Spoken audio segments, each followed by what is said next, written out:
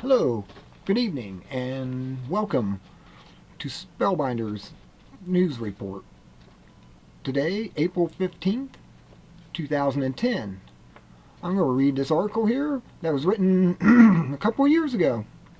It was written Sunday, February 24th, 2008. And you can find this on redpill8.blogspot.com. It's also known as Parapolitics and Propaganda in the New World Order. Commentary and analysis on the New World Order. This is called Tax Resistance, the Moral and Legal Defense. Our country, founded on the principles of liberty and independence, is no longer our country, but instead has been hijacked by a group of con men who play politicians, bankers, and businessmen who trample over our civil liberties and sell our independence to the highest bidder, both foreign or domestic. Today, corporations, not the people, write our laws and leave the needs of the nation to waste while money is spent for bombs and bullets in concentration camps.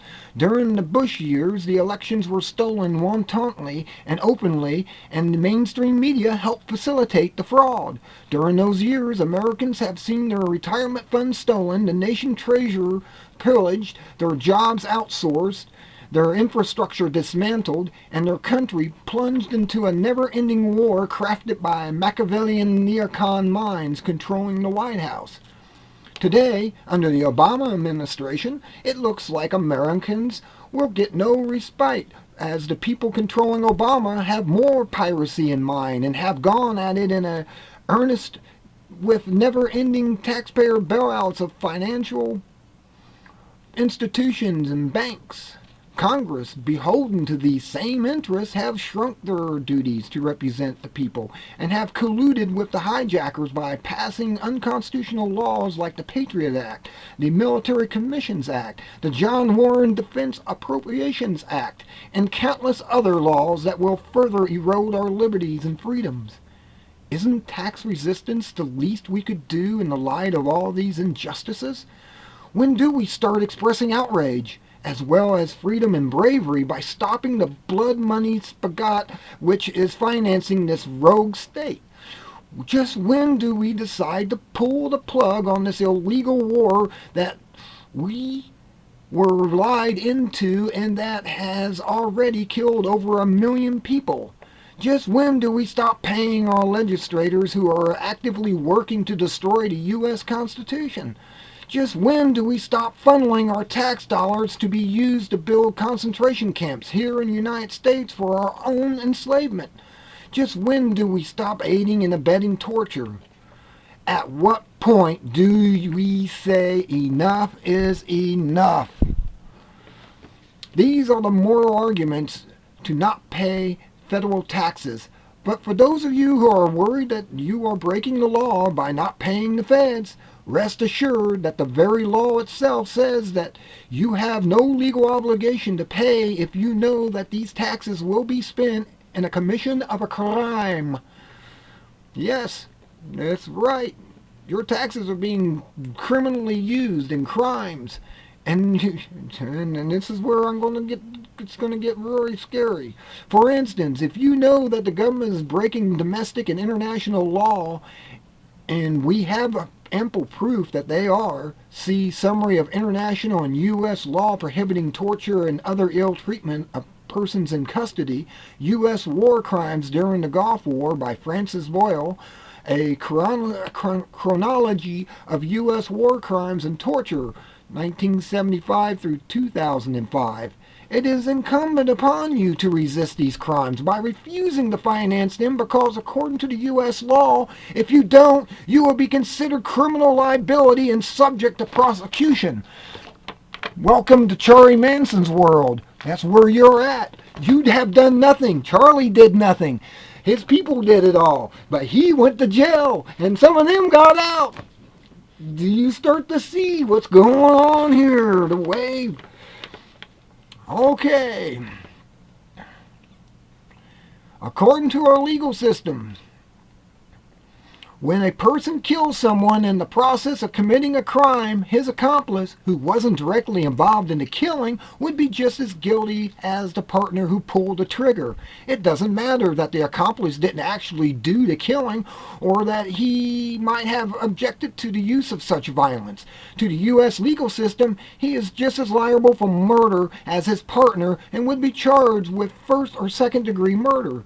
Here is the definition of an accomplice in the legal dictionary: one who knowingly and voluntarily and with common intent unites with the principal offender in the commission of a crime, one who is in some way concerned or associated in the commission of a crime, partaker of guilt, one who aids or assists or is an accessory, one who is guilty of complicity in a crime charged, either by being present or aiding or abetting in it, or having advised or encouraged it through absence from place when it was committed, through mere presence, acquaintance, or silence. In the absence of a duty to act, is it not, no matter how representable it may be, to constitute one an accomplice? One is liable as an accomplice to the crime of another if he or she gave assistance or encouragement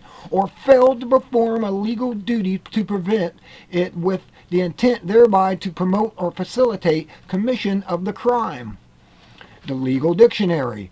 I don't think it gets any more explicit than that. The law is unambiguous, and if you're knowingly given assistance or encouragement or failed to perform a legal duty to prevent the commission of a crime, you are liable as an accomplice to that crime.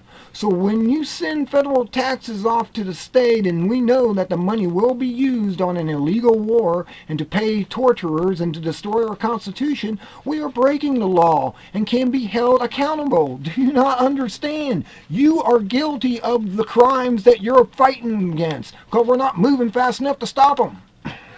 Man. Oh, man. Once again, the law is unambiguous, and you would be breaking the law by being an accomplice to a crime by paying your federal taxes.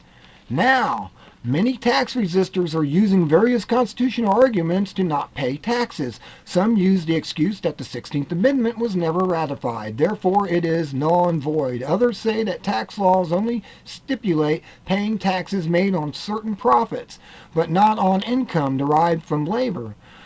There may be some validity to these arguments, but I believe that we need to take a moral stance similar to what Henry David Thoreau would have advocated in civil disobedience.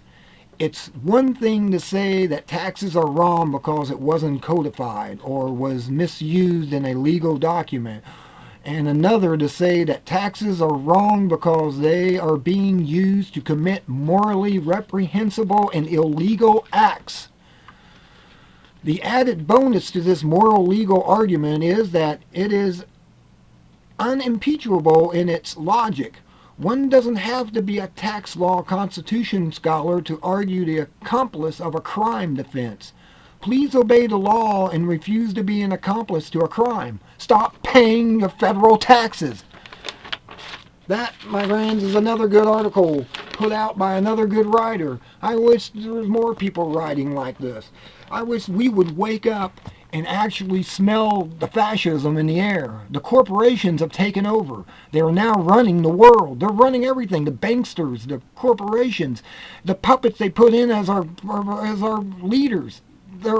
This is all one big fascist dictatorship worldwide, and all they need to do is bring America down, and the rest of you guys in the world, you might as well just start putting the shackles on your arms right now and start lining up to the slave encampments, because that's where we're all going to end up. And plus, we know that they want to get rid of 80% of the population, and they're going to do that through sterilizing us through the water, through drugging us with, fluoride, and what else is there out there? Oh yeah, the mercury in the shots. Let's see, what else can we do? The adjuvants in there, the stuff that makes your system attack itself, and then you die. or get paralyzed or end up crippled. Yeah, that's what I wanted. I rather take my chances with the flu myself when that was going on. And I did. I took vitamin D3. I was smart. I didn't take the flu shot. Plus, the only reason I pay my taxes, or actually collecting my taxes, is because I actually owe money back. I can't resist because I'm working for a corporation and they automatically take them out. But I can resist if I owe. And I don't owe this time. So there. I hope you all learned from this. I got to get off here. It's been 10 minutes and 14 seconds. I'm running out of time fast. I hope you all have a good afternoon. And the ones that owe don't pay. And the ones that do get owed get paid. So from Spellbinder, be good or be good at it. Good day.